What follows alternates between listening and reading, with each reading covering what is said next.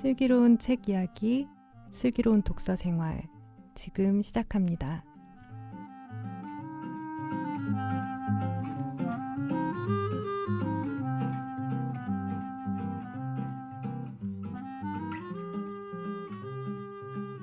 여러분의 슬기로운 독서 생활의 가이드, 슬기로운 독서 생활, 지금 시작합니다.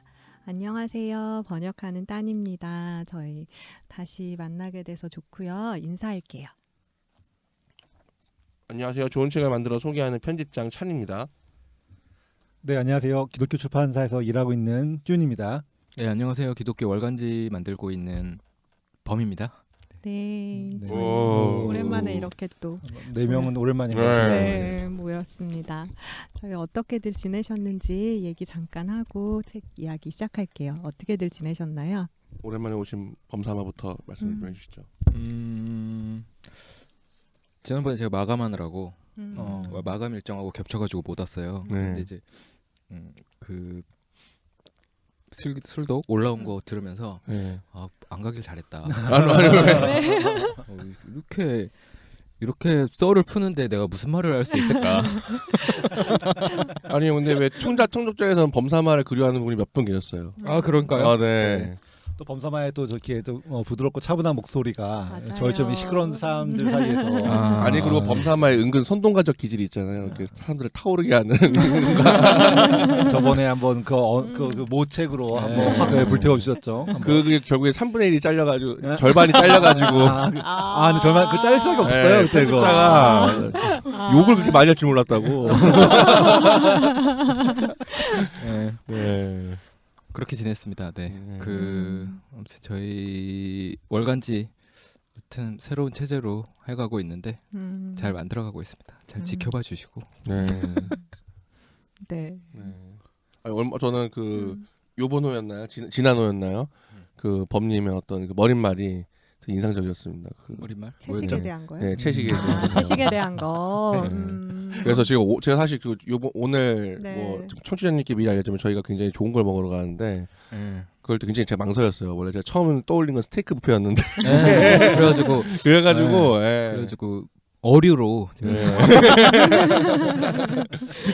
근데 설마 저는 또 이념이 또 저는 그걸 좀 반대하는 도저히 못하는 거여서 그렇다고 뭐 비건 뭐 이런 데 갈 수는 없고 제 딸은 이제 뷔페와 이제 좀 어류로 다른 초이스를 좀. 네.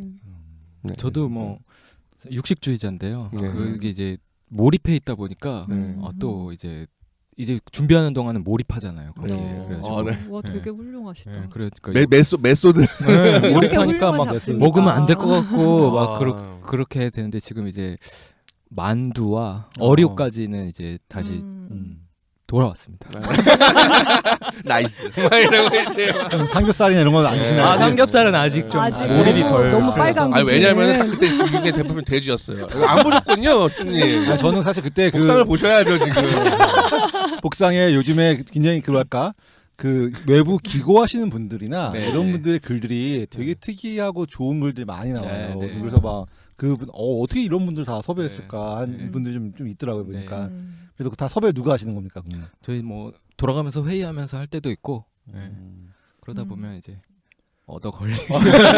얻어 걸린 거구나. 복상 거절 아니, 끝에 그러니까 저는 이제 삼순이었는데 네. 뭐. 잡지의 역할이 그런 거라고 생각을 해요. 그러니까 이제 음. 뭐랄까 타석에 서게 하는 거라 그래야 되나? 네. 그러니까 이제 잘 모르는 분들이지만 뭐 자기 무대 뭐 페이스북이나 요즘에 SNS 많지만 그렇죠. 네. 그래도 이제 잡지 형태로 나올 때 음. 조금 더 이분의 진가를 볼 수 있는 그런 부분들이 있는데 그런 분들을 좀 타석에 좀 세우는 그러다 보면 이제 그분이 조금 더 뭐 좋은 기회를 맞을 수도 있을 것 같고 네. 저희도 좋고 네. 뭐 그런 거라서 잡지가 그래서 필요한 거 아닌가 요즘 또 그런 생각을 그렇죠. 해요. 잡지 같은 그 책과 그걸 경계선에서 네. 좀 한번 타석 세워보고 네.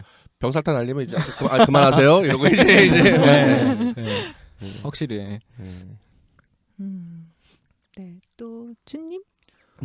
저희는 전 출판사 직원이고 하니까 네. 아무래도 이제 내년도 준비 한참 하고 있고요. 네. 그리고 뭐 어제는 분당 갔다 왔어요. 분당. 저 되게 궁금했어요. 아 그랬어요? 분당에 있는 모 교회에서 저희가 출간했던 책에 대한 북토크하는 시간이 있었는데 뭐 이제 그 책에 대해서는 이제 뭐 그 책의 입장은 따로 차차고 들어도 저는 약간 인상 깊었던 게 거기 모이신 분들이 실제로 그 요즘에 어떤 기독교가 세상의 이슈들, 그러니까 특별히 성윤리라든지 성윤리라는 표현 자체는 약간 보수적인 표현이긴 하지만은 그런 어떤 이제 이슈에 대해서 생각보다 굉장히 깊이 관심이 많다는 걸 좀 체험하게 됐던 것 같아요. 현장에서 질문을 받았는데 그 질문이 이분들한테는 본인이 가지고 있는 어떤 알고 있는 성경에서 말하고 있는 바가 실제 생활에서 어떻게 부닥치게 되고 그거를 어떻게 해결해야 되는지도 굉장히 관심이 많으셨다는 거. 그리고 좀 더 제가 피부로 와닿았던 거는 아무래도 그 교회에 머무는 게 아니라 그 어쨌든 일반 사회에 있기 때문에 기독교의 입장에 대해서 어떤 혐오라든지 기독교가 배타성을 가지고 있다는 거에 대해서 생각보다 많은 얘기가 있고 그 논의에 대해서 그 성도 일반 분들이 되게 많이 여기 피부에 와닿게 고민하고 계시구나라는 걸 좀 느낄 수 있었어요 중간중간에. 그래서 좀 재밌었어요. 굉장히 유의미한 동향이네요. 네, 그런 것 같습니다. 네. 저는 님도. 저는 드디어 네. at last, finally 그 야로슬라브 펠리칸의 그 네. 예수 역사를 만나다를 네. 끝냈습니다. 언제 나오죠? 다음 주 원래는 2부 때 나오는데 2부 때 하면은 영업하기 싫잖아요. 그쵸. 그래서 28일로 그냥 찍어놓고 아. 입고는 24일 되는데 정식 영업은 26일 날 배본하고 아마 그 다음 주 새해부터 본격적으로 영업하지 않을까. 정말 기대되는 달력도 만드셨잖아요. 네네네. 아니 뭐 달력보다도 일단 이 펠리칸이니까는 544페이지. 저희 비하 역사상 500페이지가 넘는 걸 처음 해봤습니다. 네. 각주는 몇 개? 각주 800개, 네, 역주 100개. 네. 역주 900개. 다음부터 역주로 뭐 역주 힘들어요 그런 사람들은 다 저한테 그냥 모든 것에서 신기록을 세운 뭐. 근데 그 책인데 역주 100개까지 왜 들어갔어요? 그 인물 아니 뭐 아시면서 왜 그러십니까? 아니, 주님 되게 네, 그래서 인물 뭐 이렇게 독자분들이 잘 그 모르시는 분들 이렇게 사람들 도와드리려고 인명 이렇게 뭐 누가 이렇게 되게 잘난 척하는 사람도 되게 전형적으로 잘하는 말 있잖아요. 누가 말하길 그 사람이 누군데 뭐 르네 웰렉이 말하길 르네 웰렉이 누군데 맞아. 로버트 런시먼이 말하길 런시먼이 누군데 막 이제 난 모르는데 막 이러면서 네, 그런 걸 다 도와드리느라 하다 보니까는 한 역주가 100개 정도 됐다. 아마 넘는 것 같아요. 100개 넘는 것 같아요. 좀. 근데 사실 이제 비하의 역주의 특징 중에 하나인데 단순 역주가 아니거든. 사실은 되게 정보들을 되게 이렇게 딱 뭐랄까 그 속속들이 중요한 정보들 다 조사한 다음에 그 중에서 좀 알짜만 이렇게 차곡차곡 잘 모아놓은 게 비하 역주의 특징이어가지고 제가 좀 살짝 이렇게 요청을 해서 미리 좀 살짝 읽어봤는데 역주가 역주가 진짜 빛나요. 진짜. 아시겠지만은 뭐 실도 그 청취자분들 아니면 제가 근 3개월간 뭐 하시나요? 그러면 펠리칸 모욕하고 싶다. 펠리칸 모욕하고 싶다. 펠리칸 모욕하고 싶다 했는데 아마 보시면은 왜 펠리칸 모욕하고 싶다는 그렇게 오래 질질 끄면서 했는지 조금은 아실 수 있지 않을까. 544페이지. 네, OK교 하는데 13시간 걸렸어요. 이게 진짜 막 나중에 질려가지고. 아무튼 너무 사실 진짜 너무 기뻤습니다. 끝나서. 표정에서 드러나. 네, 참고로 말씀드리면 전 내년에 번역 안 하려고요. 올해 사마기제랑 펠리칸 했으니까 안 하는 거고 뭐 또 하나 뭐 기쁜 일이 있다면 저희 유튜브 술독 구독자분들이 드디어 300명을 돌파했다는. 네. 감사합니다. 감사합니다. 네. 지난번에 그 떡볶이 이렇게 그분 이렇게 몇 분들 이렇게 전파를 해주셔서 그런지 네. 아니면 급진정통주의가 좀 반응이 좋은 것 같아요. 저희가 네. 한 저도 게. 재밌게 들었어요. 네. 청취자 입장으로. 네. 그래서 뭐 앞으로도 더 흥미가 끄는 방송을 열심히 해야겠다. 네. 그런 생각을 했습니다. 그리고 저는 특별하게 뭐 어쨌든 저는 사실상 수도사 같은 삶을 살았는데 그럼에도 불구하고 이 저의 집까지 찾아와준 쭈님께 특별한 감사를. 와. 쭈님이 해가지고 찾아와 주셨고. 네, 찾아와 주셔서 죽었나 안 죽었나 확인하러 온 것 같아요. 너무 조용해가지고. 찾아와서 또 순댓국 사주고 또 팔당인가요? 네, 한강에 네. 스타벅스를 갔는데 아 좋죠. 팔당은. 근데 왜 남자들이 거기서 갔는지 모르겠지만 하여간 고맙습니다. 감사했습니다. 네. 거기가 그 일단 인터넷 돌아다니는 반드시 가봐야 될 스타벅스 5대 명소 중 하나예요. 그렇구나. 근데 가보시면은 왜 그런 말 나오는지 알 수 있어요. 저희가 밥 먹고 얼마 한 12시 한 거기 스타벅스가 있는지 몰랐네요. 그러네요. 일단 네. 가봤는데. 그 차로만 갈 수 있는 데인데 다 밥 먹고 아주 그냥 엄청 빨리 해가지고 아주 그냥 점심시간에 그냥 꽉 찼더라고요. 강추합니다. 예. 어쨌든 쭈님의 어떤 그런 이 우정이 또 야라슬라 페리칸을 완성하는데 기여했다. 특별하게 감사합니다. 게다가 또 이렇게 마무리 해오니까 또 범님은 또 스벅 커피를 이렇게 사오시고, 네. 감사합니다. 네, 따님은 이렇게 또 인형을 사오시고 저주를 퍼부라고. 뭐예요? 걱정 인형 아니고 저주 인형. 네, 마음에 안 드는 거 있어요. 아주 훈훈한 지금 굉장히 기분 좋습니다. 그래서 오늘 마지막 방송 아주 잘하는 것 같습니다. 너무 재밌네요. 네, 저희 이제 월간 저요. 네. 저도 지금 계속 이거 번역 얘기만 하고 있네요. 아니, 근데 기아랑 상관 있게 뭐 했던 거는 그 기도회 갔다 왔어요. 맞아. 성가 네네네네. 너무 좋았어요. 되게 진짜 일단은 그냥 공간 자체가 너무 예뻐가지고 뭐 딱히 뭘 안 하고 그 안에 그냥 있어도 좋겠더라고요. 근데 또 그때 새삼스럽게 느낀 거는 수녀님들이 노래하는 거 왜 이렇게 듣기가 좋은지 그 뭔가 여자들의 되게 맞아요. 맑은 목소리, 그러니까 기교 하나도 없는 진짜 그쵸. 이렇게 막 가성 쓰고 이런 거 네. 아니고 그냥 부르는 그 목소리가 이렇게 모여서 나는 그 느낌, 그 공간에 그게 채워지는데 너무 아름답더라고요. 무반주에 반주 하나도 없이 그냥 생으로 부르는데 이게 공간이 또 약간 높이가 높아요. 그러니까 이게 소리가 울려 이렇게 공명이 되면서 엄청 조용하고. 그래서 뭐 떼제 갔다 오신 분들이 그런 그때 생각난다 뭐 그런 얘기 하시더라고요. 근데 뭐 이렇게 그 형식이 그러니까 처음에 이제 노래 모르니까 저희가 좀 가르쳐 주신 다음에 부르고 이제 한 분이 한 분이 부르면 다 같이 부르는데 그걸 이제 마지막에 누가 마무리를 뭐 아멘 이렇게 할 때까지 그냥 반복해서 그 몇 번이라고 정해놓지 않고 계속 불러요. 그래서 뭔가 그 되게 단순한 주님을 뭐 찬양하라 뭐 이런 건데 주님을 찬양하라 이 말을 되게 반복해서 하면서 그 말이 진짜 이렇게 스며들 때까지 아마 그렇게 하는 건 것 같은데 전체적으로 너무 형식도 아름답고 공간도 예쁘고 네. 진짜 좋은 시간이었어요. 그래서 뭔가 이게 비아 그 멤버십 뭐라 그러지? 그렇죠. 뭐야? 비아 독서운동 회원만 참여할 수 있죠. 회원만 참여할 수 있는 거라 그러는데 네. 그것 때문에도 한번 해보고 저 만약에 아니었으면 네. 가고 싶었을 것 같다는 생각이 들더라고요. 아니요. 1년에 딱 두 번. 네. 사실 거기가 개방을 안 하는 곳이에요. 가볼 수가 없대요. 근데 너무 예쁘더라고요.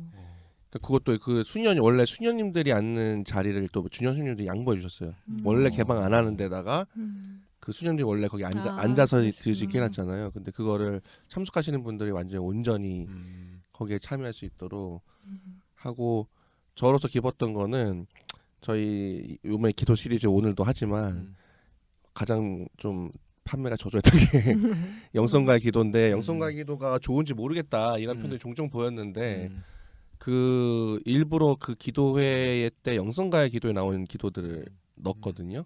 근데 그거를 그 배치에 딱 읽으니까 이게 왜 기도가 이렇게 비슷한 말이 반복되고 이런지 알겠다고. 그러니까는 우리가 많은 기도서가 좀 본다는 그러니까 스탠리아워스의 기도는 약간 보는 느낌이잖아요. 근데 이제 영성가의 기도는 특정을 해서 같이 읽는 기도인 건데 그 자리에서 딱 그거에 힘을 느낀 분들이 몇 명 있다고 해서 어쨌든 앞으로 종종 그 성가 수녀회랑 또 성가 수녀회 분들도 만족스러워 하셔서 1년 정도 1년에 2번 정도 선착순이니까 꼭 이제 30명? 예, 30명. 한번 아시고 진짜 또 내년에는 좀 한번 시도해 볼게. 저희가 독서 피정을 한번 해볼까. 네. 그 공간에서 한다고 합니다. 네, 그 공간에서. 네. 그래서 그것도 선착순으로 이렇게 해가지고 기도하고 뭐 영성 지도 받고 그다음 독책 읽고 뭐 밥 먹고 자고 뭐 이런 식으로 해서 진짜 말 그대로 도심 속 수도원이어가지고 그 공간이 되게 독특한 느낌이 있어요. 그 전까지 막 그 차 다니고 막 이런데 막 시끄러운 길거리 이렇게 지나서 들어가면은 그 안에는 진짜 고요하고 막 너무 이 도시의 진짜 딱 심장부 그 시청 바로 옆에 여기 이런 데가 있구나. 여기 이런 데가 있었단 말이야. 그런 느낌이 딱 드는 그런 곳이어서 좋았습니다. 네. 다 많은 따님께서 이렇게 또 좋다니까 또 이걸 사회를 본 사람으로서 기분이 좋네요. 네, 많은 분들이 경험해 보셨으면 좋겠더라고요. 네. 저 이제 본격적으로 책 이야기 시작할게요. 비아에서 나온 신간 이야기 나누어 보는 월간 비아 시간입니다. 이번 달에 살펴볼 책은 저희 11월에 출간된 설교자의 기도고요. 비아 기도 시리즈 3번째 책, 그리고 저자가 칼바르트입니다. 이 흔한 수식어로 많이들 알고 계신 게 아마 20세기 최고의 신학자, 가장 위대한 신학자 막 이렇게 하는데 이 저자에 대해서 이야기를 좀 나눠볼게요. 먼저 저희 그 비아에 있는 그 저자 소개를 제가 잠깐 이야기하기에 앞서서 읽어드릴게요.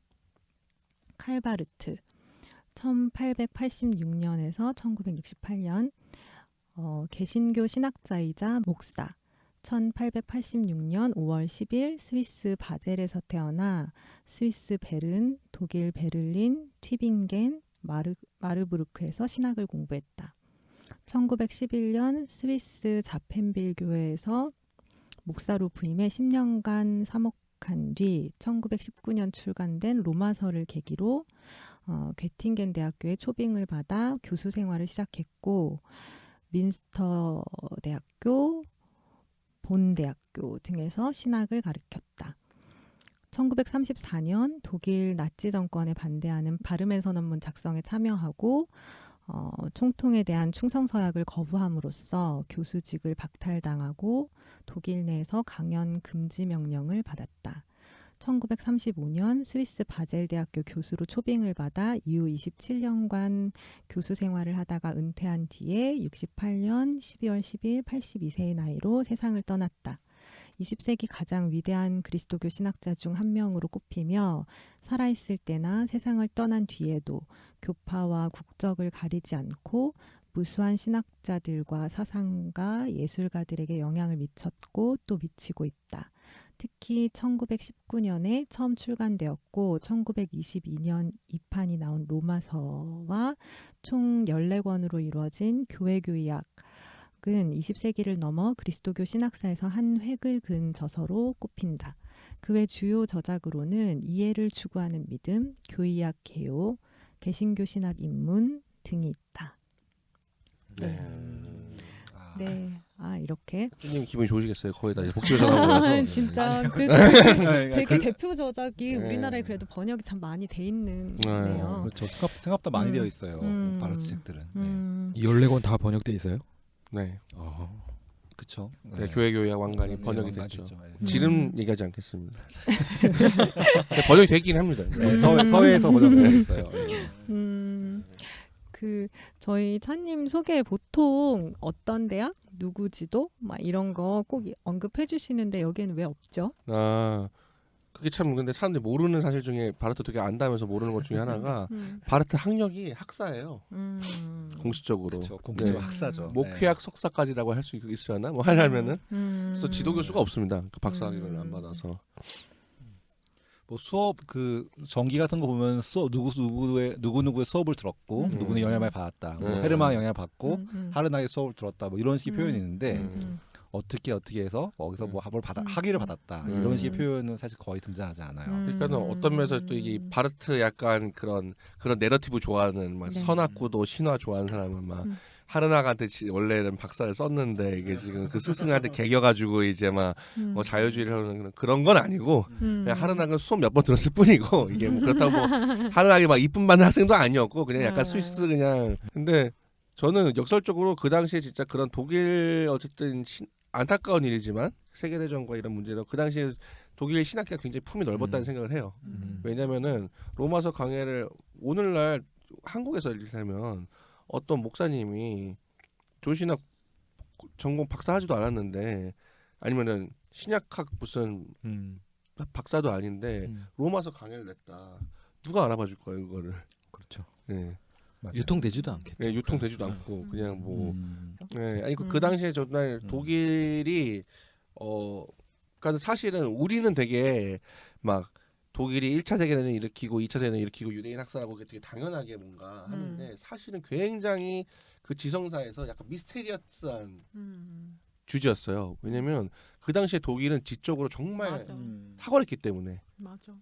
도대체 이렇게 교양이 높은 국가에서 어떻게 이럴 수가 있냐? 맞아. 어떻게 이런 국가에서 대학살을 벌일 수가 있냐? 맞아. 이게 굉장히 중요한 화두일 정도로 그 당시에 그 독일은 정말 학문으로 거의 세계 최강이었죠. 근데 그 위력을 보여주는 게 사실 역설적으로 바르트가 로마서 강해를 내놓고 학사 출신이었는데도 불구하고 그것을 내놓으니까 그걸 알아보고 어쨌든 그걸 바로 교수로 픽업했다는 것 자체가 그 당시에 독일 학계가 얼마나 진취적이었는지 그런 폭이 넓은지를 보여주는 케이스라고 할 수 있습니다.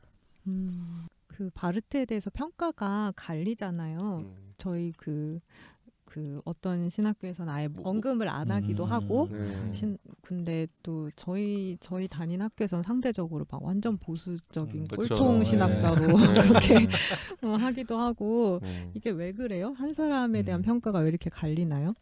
왜 그럽니까, 주님? 저희 일단 양쪽의 의견을 들어보죠. 그쪽에서는 왜 그런가요? 그쪽 고향에서는 왜 그랬죠?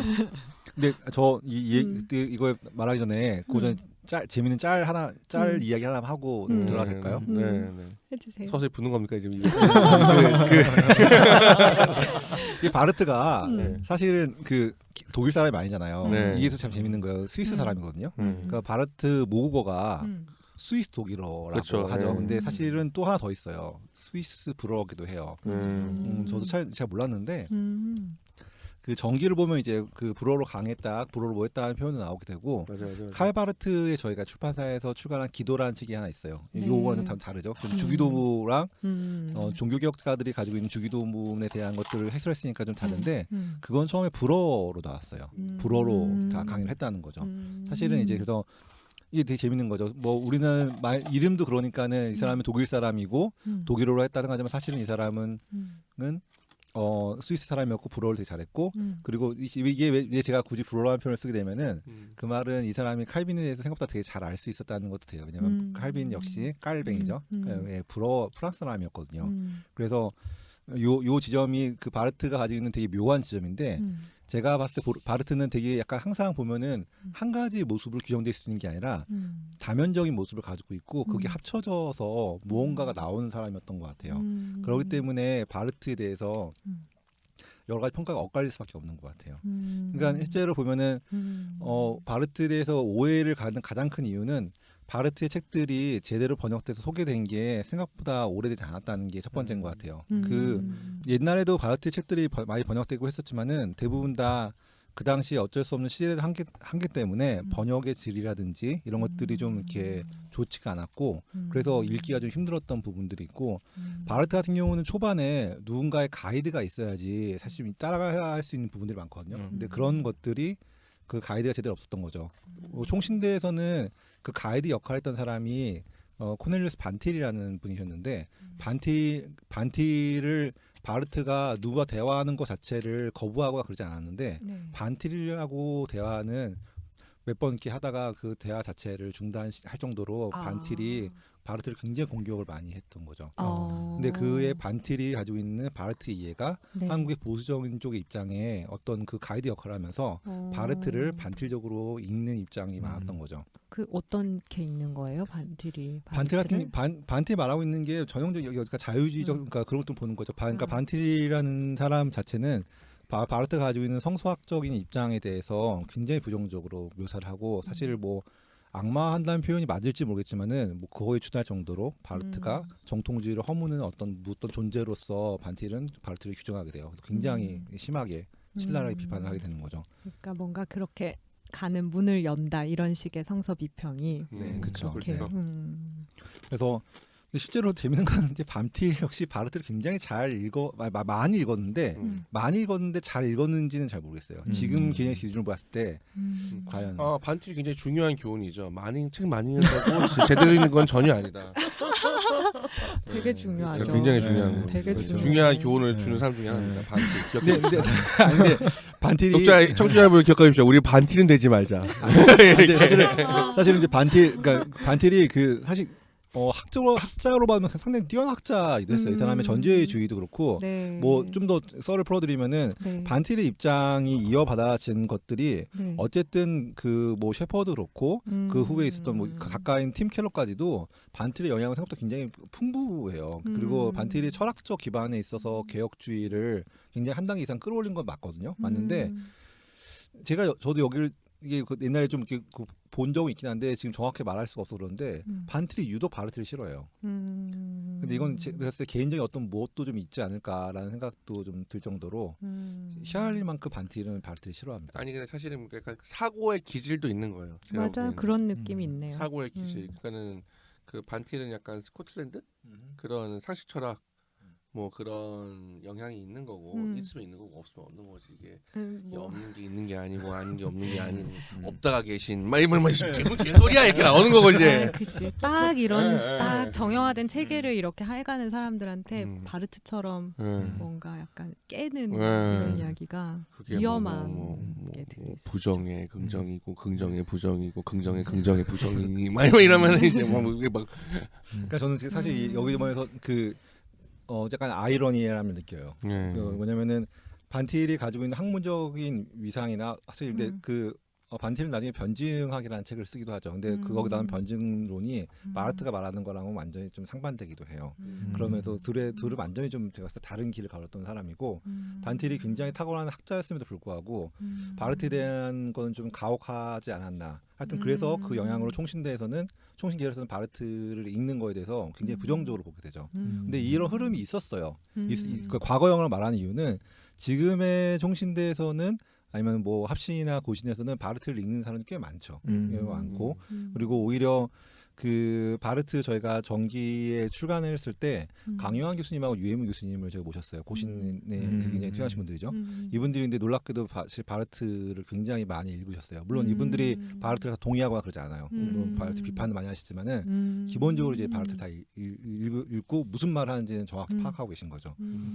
총신대에서도 여러 가지 옛날처럼 이렇게 바르트를 읽으면 안 된다 이러지 않고 제대로 읽고 제대로 비판하자는 흐름이 지금은 존재해요. 근데 적어도 80년대, 90년대까지만 해도 바르트 하게 되면은 굉장히 이제 빨간 딱지가 붙어 있었던 그런 사람 중에 하나입니다. 2010년대 초반, 2010년대 후반 초반에도 제가 무슨 기사만 쓰면 악플다는 사람이 있었는데 이거 칼 바르트의 뭐 신정통주의 막 이러면서 막 악플다는 사람이 꼭 있었어요. 한 명씩.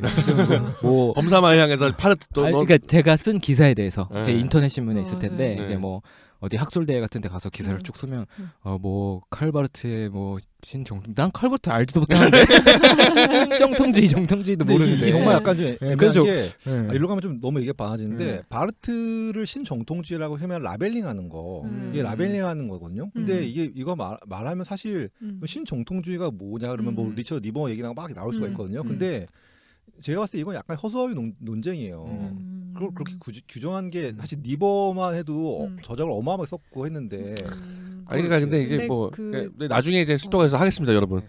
신정통주의란 무엇인가. 네. 이제 알게 되는 거예요. 이제는 말할 수 있다. 그 신정통주의도 했는데 뭐 신정통주의도 하고 정통주의도 10년 만에 하고. 제가 이제 신정통주의 전체를 알게 됐어요. 저는 사실 이제 거기에 대해서 약간 불만 있는 책 중에 하나가 그 20세기 신학이라는 책이 있거든요. 거기 보면 이제 두 분이 나타나는데 스탠리 그랜츠? 그랜츠하고 로저 올슨이 하게 되는데 전 거기서 약간 좀 거기 좀 아쉬운 부분이 있어요. 이건 나중에 슬독에서 하면서 좀 얘기할 만한 부분인 것 같아요. 그 범님은 바르트 같다고 욕을 먹으신 거예요. 바르트를 그 반대한다고. 바르트의 후예들이 하는 학술 대회를 왜 체제했냐 뭐 이런 거죠. 뭐. 취재하는 것도 정말. 취재하는 것도 제가 아니 그 거의 무풀인 매체였는데 그래서 제가 지금 기억을 하는 거예요. 그 댓글 달리는 곳이 아닌데 그리고 그분이 꼭 찾아오셔가지고 그렇게 남기시니까 누군데 바르트가 오늘 알게 돼. 근데 확실한 건 자유주의일 수가 없어요. 바르트가. 바르트가 나타났을 때 첫 번째 평가가 그거였잖아요. 자유주의 놀이터에 폭탄 던졌다고 했는데 어떻게 자유주의자야? 물론 물론 또 이제 자유주의자들도 자유주의라고 얘기 들으면 기분 나쁜 거고 이제 뭐 거의 뭐 그런 건데 그렇습니다. 아무튼 저희 여기 20세기 가장 위대한 그리스도교 신학자 이런 표현을 찬님이 동의하셔서 여기다 적으신 건가요? 그러니까는 사람이 동의하든 동의하지 않든 간에 근데 요새는 좀 저는 좀 또 짜증나는 게 뭐 그런 게 마치 객관적 평가는 없다. 다 주관적이다. 그런데 맞아. 가장 위대한 건 객관적인 얘기예요.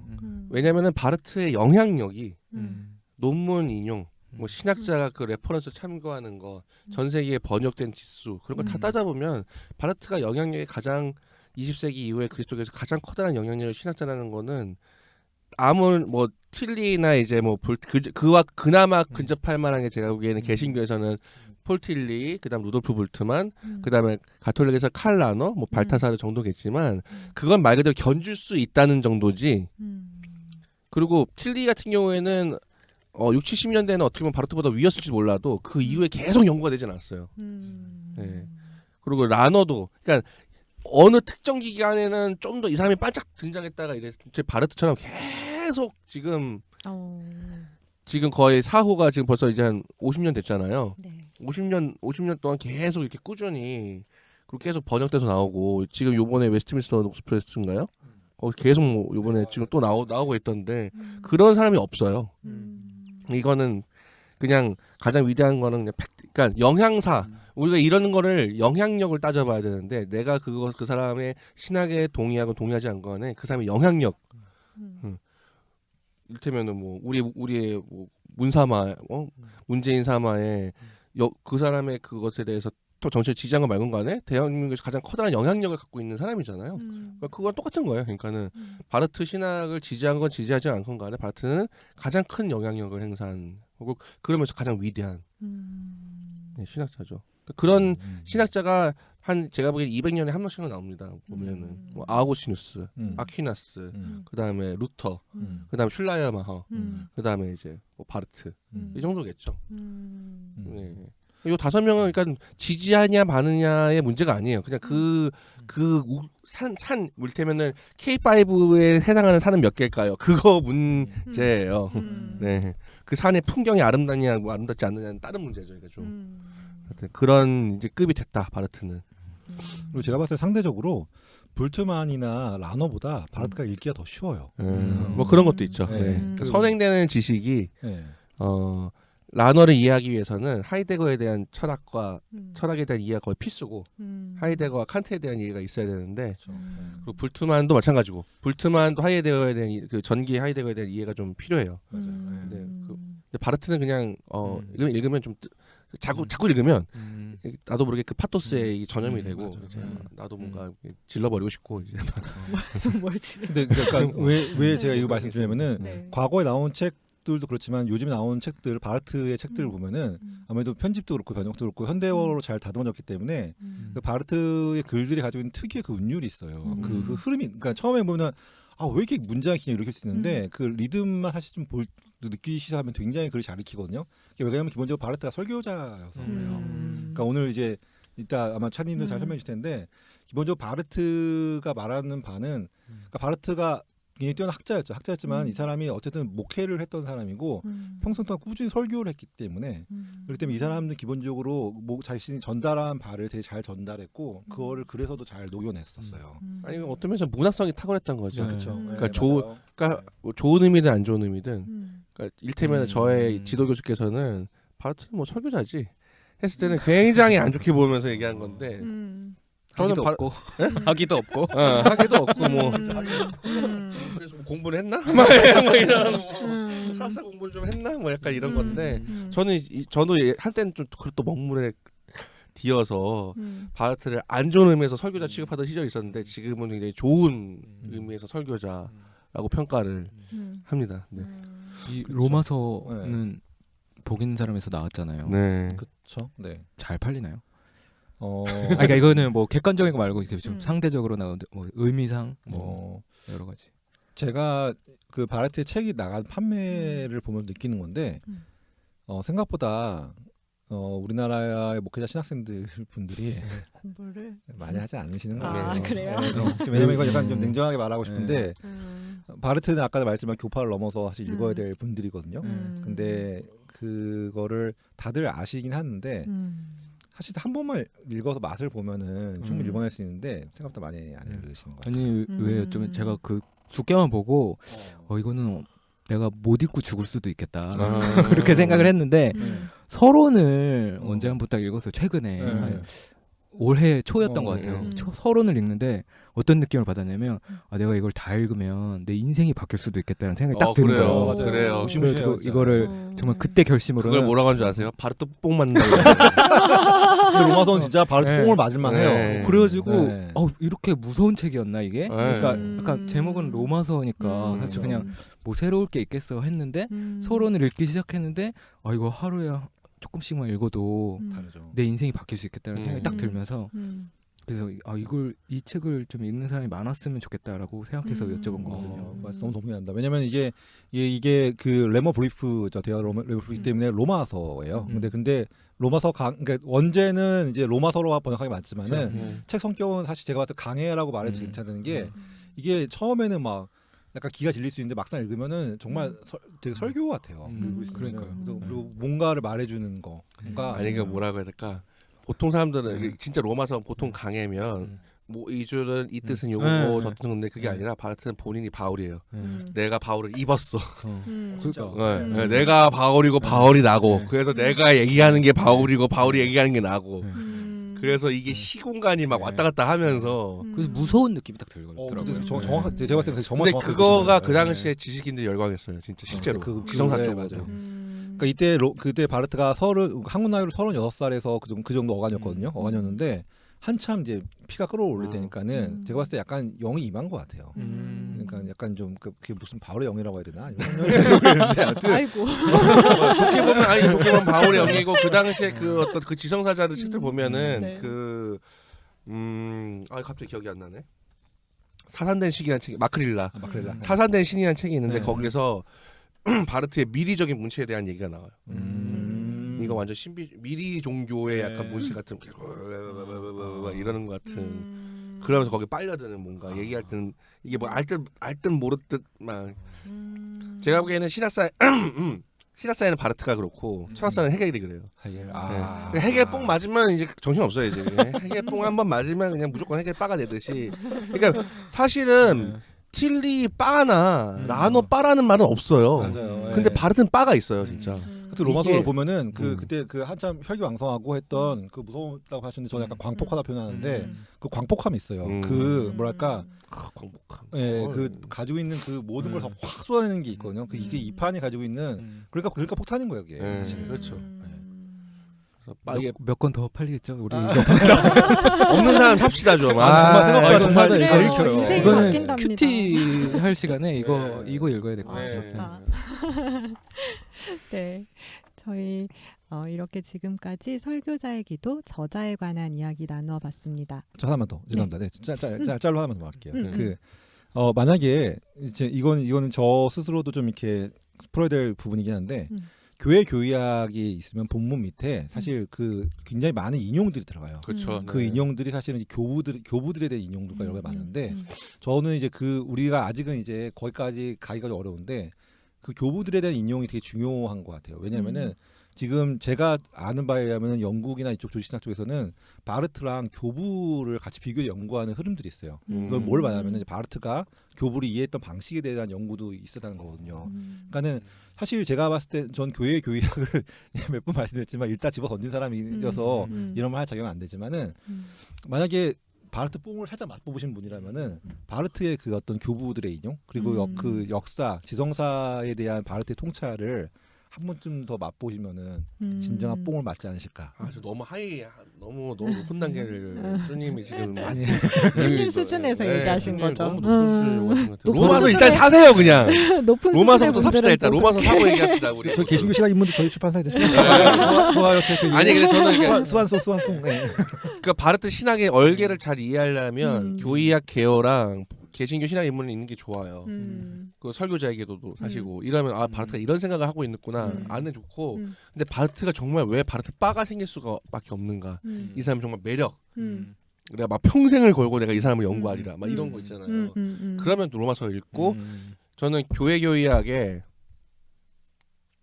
우리 그 신준호 박사님이 예전에 네이버 블로그에 교회교의학을 번역해서 올리신 적이 있어요. 특히 가장 좋은 게 이제 화해론, 그러니까 바르트가 교회교의학의 진미가 화해론이라고 평가받는데 어쨌든 굳이 말하면은 이제 거기서 재밌는 게 그 지금 쭈님이 얘기하신 주가 사실은 이게 바르트가 그냥 저한테 그냥 좀 저작거리 용어로 바르트가 왜 20세기 가장 위대한 신학자냐 바르트처럼 그렇게 많이 싸운 인간이 없어요.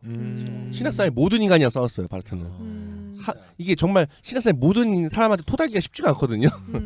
근데 바르트가 그 주가 워낙 유명한데 주에서 모든 신학자의 좀 이진 이상 되는 인물의 논의를 다 끌어다 다음에 다 한 번씩 다 코멘트를 달아요.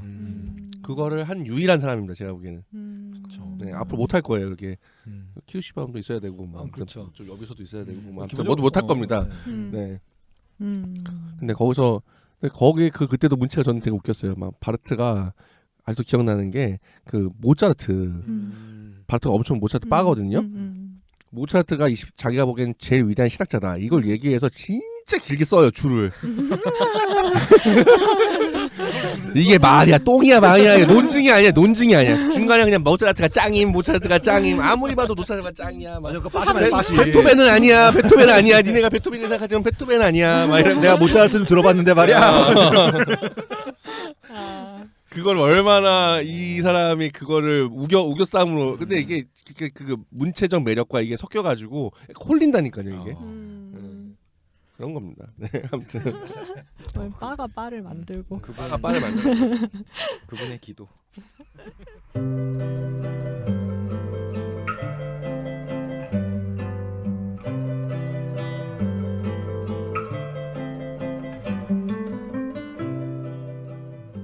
네, 이제 저희 2부에서는 책 내용 이야기 이어갈 건데요. 지금까지 설교자의 기도 저자 이야기 나누어 봤습니다.